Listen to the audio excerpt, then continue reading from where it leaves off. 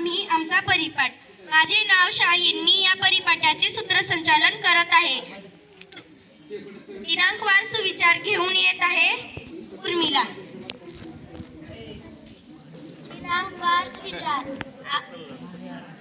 आज दिनांक 11 मार्च 2026. आज वार बुधवार. सुविचार म्हणजे जीवनाचा दार. उघडला की मिळतो ज्ञानाचा आधार. तर सुविचार सांगण्यासाठी येत आहे श्रावणी. आपला सुविचार तुमचा आहे तुझ्या जीवनाचा सुखकार.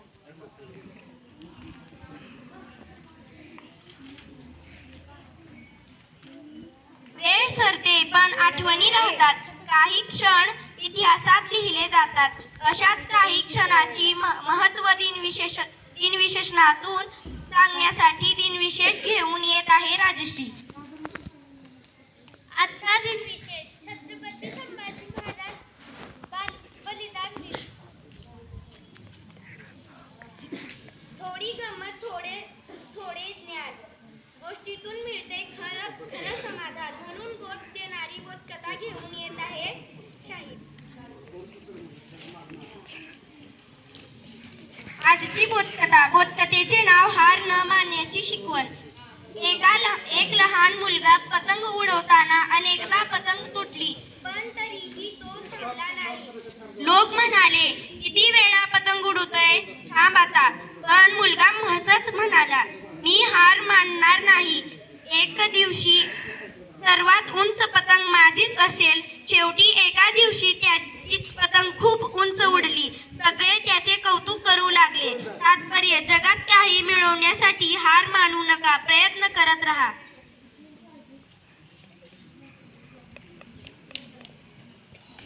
वाचनाचा सागर अथांग, त्यात विचाराचे मोती. सामान्य ज्ञानात दडलेले ज्ञानाचे सुंदर नाती. सामान्य ज्ञानासाठी आजचे प्रश्न घेऊन येत आहे दीपाली.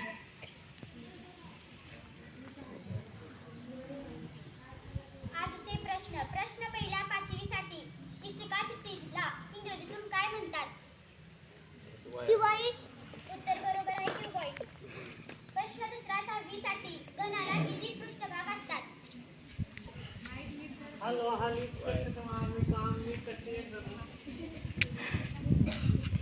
सांगा. उत्तर बरोबर आहे, 6.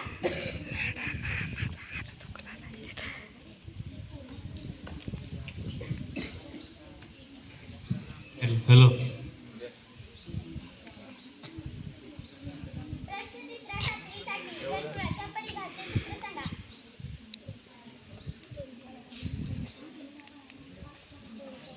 दोन पायार. उत्तर बरोबर आहे, 2 पायार. प्रश्न चौथा 8वीसाठी. वर्तुळाच्या क्षेत्रफळाचे सूत्र सांगा. पाय आर वर्ग. उत्तर बरोबर आहे, पाय आर स्क्वेअर. प्रश्न 5वा 9वीसाठी. अंकगणिती श्रेणीतील TN चे सूत्र सांगा.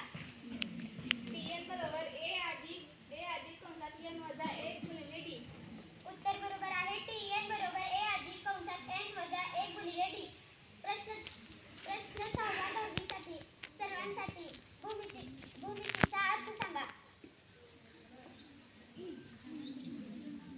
जमिनीची माप. उत्तर बरोबर आहे, भूमी, जमीन आणि मिती म्हणजे मापन. आजचा पाढा घेऊन येत आहे सानिया. 11 × 11. 11 × 2 = 22. 11 × 3 = 33. 11 × 4 = 44.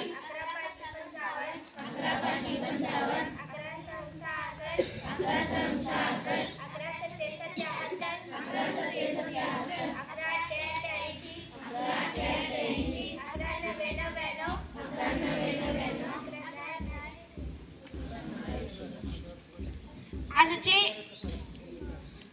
आजचे शब्द घेऊन येत आहे आकांक्षा.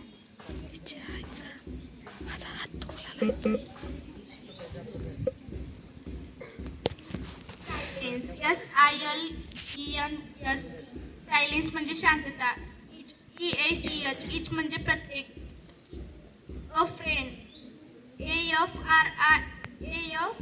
FRIEND अफ्रेड म्हणजे घाबरणे.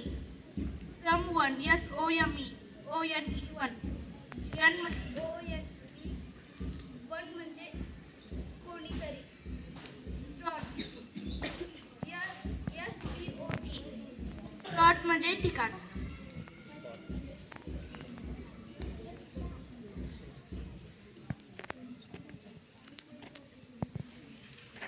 शेवटी जाता जाता एवढेच म्हणेन की हेच लागल्याशिवाय पायाला दिशा समजत नाही.